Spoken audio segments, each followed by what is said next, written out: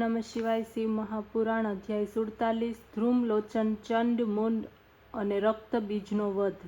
ઋષિ બોલ્યા કે શુંભ નિશુંભ નામના બે દૈત્યો થયા, જેમના તેજથી ચરાચર ત્રિલોક કાપી ઉઠ્યું. દુઃખી થયેલા દેવતાઓ હિમાલય ઉપર આવ્યા, મા પાર્વતીની પાસે પહોંચ્યા, એમને પ્રણામ કર્યા, સ્તુતિ કરવા લાગ્યા. હે ભવાની મહેશાની, આપને પ્રણામ, અમારું રક્ષણ કરો. ત્યારે દેવતાઓની સ્તુતિ સાંભળીને પાર્વતી બોલ્યા, તમે કોની સ્તુતિ કરો છો? આટલું કહેતા એ પાર્વતીના શરીરમાંથી એક કુમારિકા પ્રગટ થઈ. દેવતાઓના દેખતા જ પાર્વતીને તે કહેવા લાગી, હે માતેશ્વરી, સર્વ સ્વર્ગવાસી દેવતાઓ મારી સ્તુતિ કરે છે.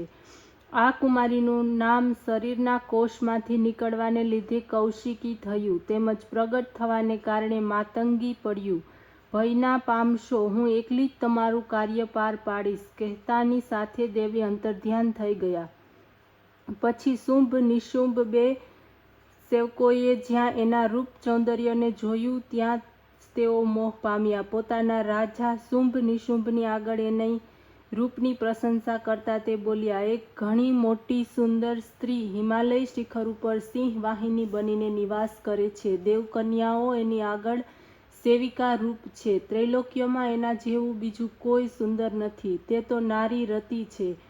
હે રાજન, આપ રતિભોગતા છો, તે સ્ત્રી તો આપના મહેલમાં હોવી જોઈએ. આ સાંભળીને એ અસુરોને સુગ્રીવ દૈત્યને બોલાવી આ સુંદરીને જોવા માટે એને તુષાર પર્વત ઉપર મોકલ્યો.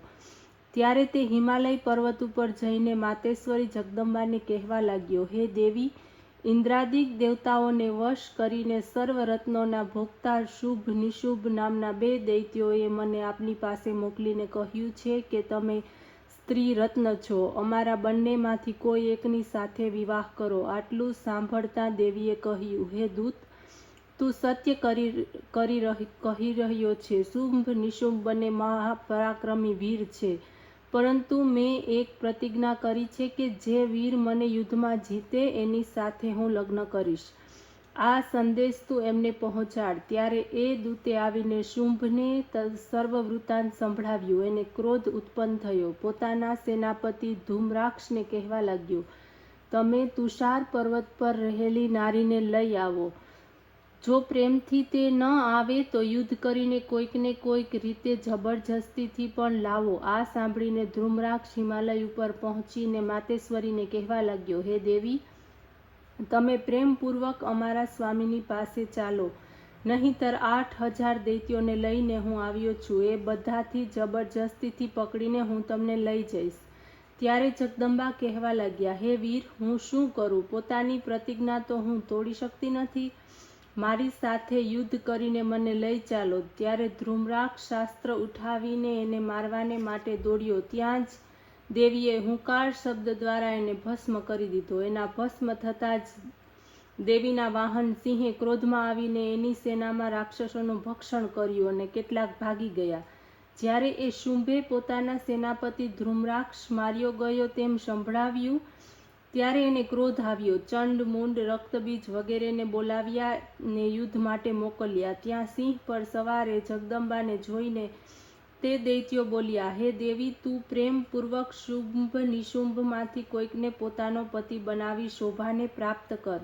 આટલું સાંભળીને જ દેવી બોલ્યા, જેની વિષ્ણુ વગેરે સર્વ દેવતા સ્તુતિ કરે છે, જેના તત્વને વેદો પણ જાણી શકતા નથી, એ પરબ્રહ્મ પરમાત્માની હું સૂક્ષ્મ પ્રકૃતિ છું. પછી અન્યને હું પતિ કેવી રીતે સ્વીકારી શકું? હે દૈત્યો, જો શક્તિ હોય તો મને વિજય બનાવીને લઈ જાઓ. ત્યારે દૈત્યો બોલ્યા, હે દેવી, અમે આપની આ એક અબળા નારી સમજીને મારવા ઈચ્છતા નથી, પરંતુ સ્વયં જ મરવાની ઈચ્છા રાખે છે, એટલા માટે હવે તૈયાર થઈ જા. આમ કહીને બાણોની વર્ષા વરસાવવા લાગ્યા. દેવીએ યુદ્ધમાં ચંડ મુંડ રક્તબીજ વગેરે સર્વ દૈત્યોનો પોતાના ખડગથી વધ કર્યો. દેવી શત્રુ હોવા છતાં પણ એ દૈત્યો દેવીના ભક્તોની જ ગતિને પ્રાપ્ત કરનારા થયા. ઓમ નમઃ શિવાય.